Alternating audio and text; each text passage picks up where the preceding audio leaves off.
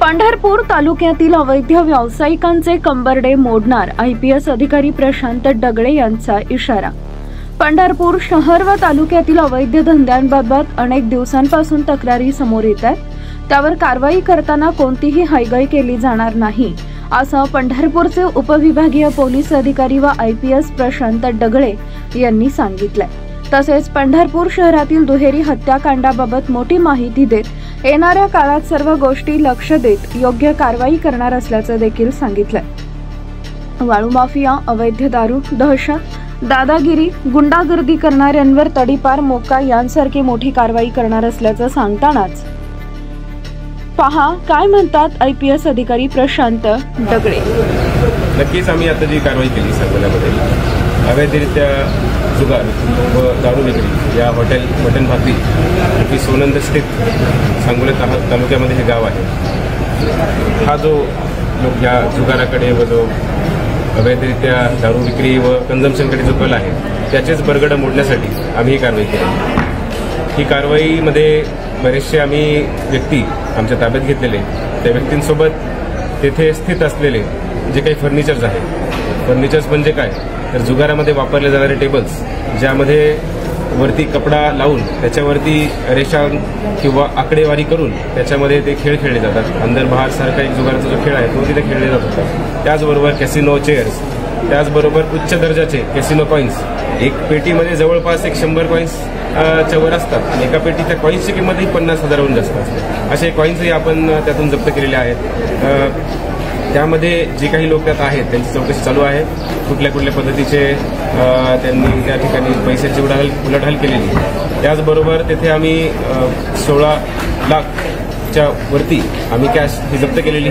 त्याचबरोबर 4 व्हीलर्स आणि 2 व्हीलर्स जे की ह्याच जुगाराच्या ट्रान्झॅक्शनचा भाग आहे, जे आम्हाला कॅश सापडली, काही कॅश ही त्या व्हेकल्समध्येही उपलब्ध होती, तिथूनही आम्ही ती कॅश सर्च करून ती सीज केलेली आहे। त्यामुळे हे जे काही vehicles, 2 wheelers along with their mobile phones आणि तिथले जे फर्निचर आहे हे सगळ्यांचं आम्ही एकंदरीत जप्ती दाखवलेली आहे आणि त्या अनुषंगाने ही कारवाई नक्कीच मोठी होती। अशीच कारवाई आम्ही पुढेही करत राहू। जसं आपण सांगितलं पंढरपूर किंवा इतर सोलापूर ग्रामीण भागामध्ये माननीय पोलीस अधीक्षक अतुल कुलकर्णी सर आहेत, त्यांच्या मार्गदर्शनाखाली हे जे काही अवैध धंदे चालू आहेत ते नजरेआडच चालू आहेत की कुठेतरी कुठल्या हॉटेलच्या मागे लपून छपून हेही धंदे चालू आहेत। त्यांच्यावरती नक्कीच आम्ही त्यांचा जो बरगडा मोडण्याचं जे काम आहे ते आम्ही नक्कीच करणार आहोत आणि त्यासाठी कुठलीही माहिती मी ह्या आपल्या सोशल मीडियाच्या माध्यमाने आपल्या इथल्या नागरिकांना व आपल्या ग्रामस्थांना सर्वांना मी एक त्यांना विनंती आहे माझ्याकडून की त्यांना अशी कुठलीही माहिती जर कुठे मिळाली त्वरितच आमच्या SDPO पंढरपूर माझा नंबर वेबसाईटवरती नक्कीच आहे, तुम्ही मला सरळ कॉन्टॅक्ट जरी केला, माहिती जरी प्रदान केली, त्याच्यावरती कठोरातली कठोर कारवाई होईल याची निश्चितता तुम्ही माझ्याकडून येथे घ्या। जे रेतीचा जो विषय काढला तुम्ही, रेतीच्या संदर्भात बरेचशा मोर दॅन 50 फक्त पंढरपूर सब डिव्हिजनची गोष्ट करत आहे। आपण व्यक्तींना तडीपारीचा प्रस्ताव पाठवून ते मंजुरी घेऊन त्याला तडीपारही केलेलं आहे। तडीपारी is like long term solution की बाबा 1-2 वर्षासाठी व्यक्ती इथून बाहेर जातो।